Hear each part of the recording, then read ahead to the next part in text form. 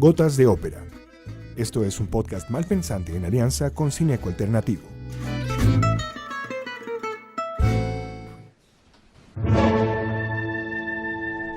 Hola a todos, estamos acá en una nueva edición del podcast del Malpensante con la Fundación Orquesta Sinfónica Bogotá. Aquí en el micrófono les habla Adam Zions y también tenemos de invitados a María José Villamil, a Paola Leguizamón y a Juan Carlos de la Pava, que nos acompañan en esta versión.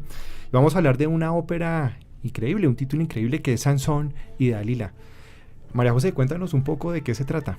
Hola a todos, bueno, pues esta es una ópera icónica, polémica, además con unos personajes bastante particulares, pues porque es una historia bíblica. Y bueno, Saint-Saëns decide hacer esta historia porque él se interesaba mucho por la forma en que Händel y Mendelssohn escribían la música religiosa, que eran oratorios, y él la empezó en realidad como un oratorio. Pero se le empezó a agrandar la vaina, empezó a hacer una orquestación un poco más grande, a usar unos personajes más numerosos de lo que generalmente sucede en un oratorio, donde solamente hay 4 o 5 solistas. Bueno, aquí se le armó una manada gigante, con coro enorme, y empezó a meter ballet y toda la vaina. Y bueno, se convirtió en una ópera. Y él hizo un primer intento de mirar si la cosa funcionaba o no en una presentación que hizo en una casa en Francia, en lo que nosotros los músicos llamamos un fogueo a la italiana, que es solamente voces y piano. Y le pidió un favor a unos amigos y él tocaba piano y le fue súper mal. La cosa no pegó nada y él se va después a Alemania y se encuentra con un compositor muy famoso hoy en día, también de la época, que era Franz Liszt, reconocido pues por sus obras de piano, y le dice, hermano, increíble. Sí, era un genio, le dice, hermano, siga que esto nos fascina. En Alemania la cosa pegaba muy bien y él siguió, efectivamente termina la ópera, hace un segundo intento de presentarla otra vez en Francia, pero en Francia le dijeron, no, por nada del mundo esta vaina aquí funciona, no queremos temas religiosos en una ópera. Y él se devuelve a Alemania y termina presentándola en Alemania en el Teatro del Gran Ducado en Weimar. No la dirigió Liszt, pero Liszt fue el impulsor. Así como estás resumiendo la historia, pues uno pensaría que esto fue una cosa de fin de semana, ¿no? Esto fue un proceso de 10 años, o sea, desde que pensó en la obra hasta que la pudo finalizar pasaron 10 años. Algo muy curioso es que el tema de la censura, ¿no? Hay épocas en las que se censuran cosas, incluso hoy en día uno podría pensar, no, yo para qué voy a ir a ver, o tengo cierta resistencia a ir a ver una ópera que habla sobre temas bíblicos, pero realmente el tema es muy vigente. Hoy en el día en la industria del entretenimiento estamos súper acostumbrados a estas películas que hablan sobre personajes y seres con capacidades y habilidades sobrenaturales. Hay Marvel, hay DC Comics.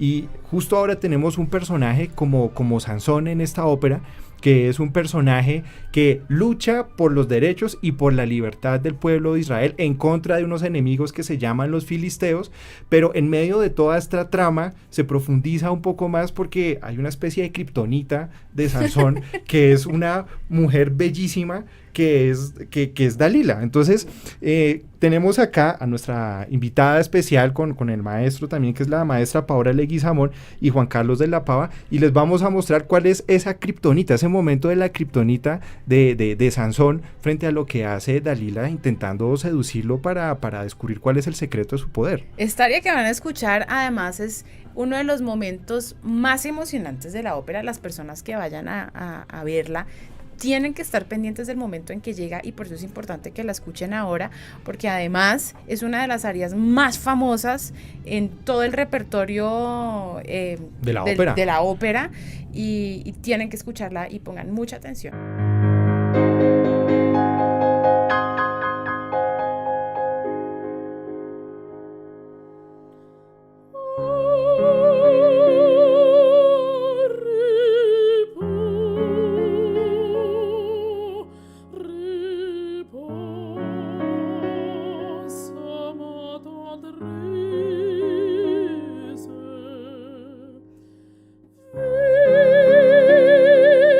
Simon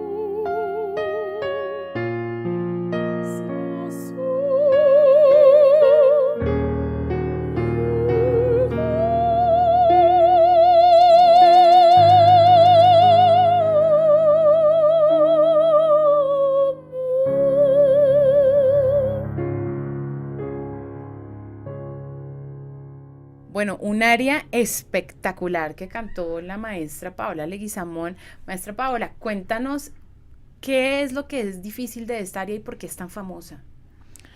Bueno, lo difícil de esta área para mí es la interpretación, junto a que técnicamente requiere una capacidad de aire grandísima, tiene frases larguísimas, y esto juntarlo a la interpretación, pues a todo lo que está pasando en este momento, la seducción y toda esta... Porque es muy es muy enérgica, ¿no? O sea, tiene demasiada, o sea, la conducción melódica y esos puntos de tensión y ese final que pues es un clímax muy apoteósico para un momento, o sea, es muy emocional. ¿Cómo logras eso? Es simplemente estar conectado con lo que el texto está diciendo, con lo que está pasando en ese momento en la ópera, y bueno, sacar como toda esa sensualidad que pasa ahí, de lo que está cargada el aria, y hacer esas líneas melódicas larguísimas que son súper legato, bellísimas además, y sí es una de las áreas icónicas para mezzosoprano en la historia de la ópera. Bueno, sí, esta aria sucede además en un momento muy importante de la ópera, que es cuando Dalila está tratando de seducir a Sansón para sacar el secreto de su fuerza. Pues esta aria está precisamente en un momento crítico de la trama, que es cuando Dalila intenta seducir a Sansón. No, intenta, no, lo seduce. No, pero eso está antes de que suceda. Intenta seducir a Sansón para descubrir cuál es la fuente de su poder, y le dice, me rindo ante tu voz, y le dice un montón de cosas. Todo eso que está cantando Paola es un texto de seducción para que él hable. El mensaje final es: el que persiste, la logra. Porque Dalila persistió y persistió hasta que cogen a Sansón, y de ahí no les queremos contar más porque hay que ir al cine a verlo. Hay que verlo, no vamos a matar la historia.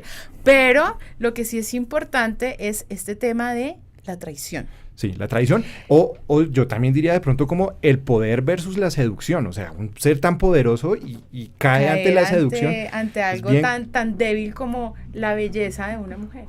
Lo débil, o quién sabe si no muy poderoso. Entonces, ya como para que vayamos cerrando, María José, ¿qué podemos esperar de esta producción? Hablamos en términos del cine, de maquillaje, escenografía, de tantas cosas, de los actores. ¿Qué tiene esta producción? ¿Qué tienen las producciones del Met y en especial esta que se va a pasar al día 20 de octubre en directo?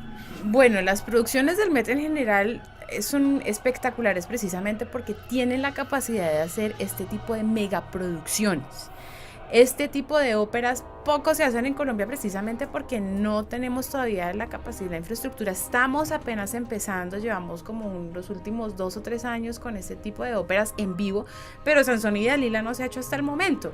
Entonces, como les conté yo al principio, cómo se concibió la ópera, cómo lo hizo Sansón, esto es lo que en Francia se llama la gran ópera, que tiene gran orquesta en gran formato, tiene escenografías exorbitantes, espectaculares, tiene coros enormes, elencos de solistas enormes. Curioso es que no hay soprano como tal, la gran diva soprano, sino que la diva aquí es una mezzosoprano. ¿Que está en la voz de quién? Que está en la voz de, además, está Eliana Garancha, que es una de las mezzosopranos más famosas en este momento del mundo, acompañada de tenor de Roberto Alaña, que vino, ya incluso hizo concierto en Colombia hace unos años. Y bueno, pues son papeles que además han estado personificados por grandes solistas de la época, y es una oportunidad para que todos los colombianos disfruten una obra que jamás se ha visto acá. Entonces, bueno, nosotros cerramos el podcast, los esperamos, vayan a ver esta increíble producción y nos vemos en una próxima edición de ópera, de cine y mucha música para disfrutar.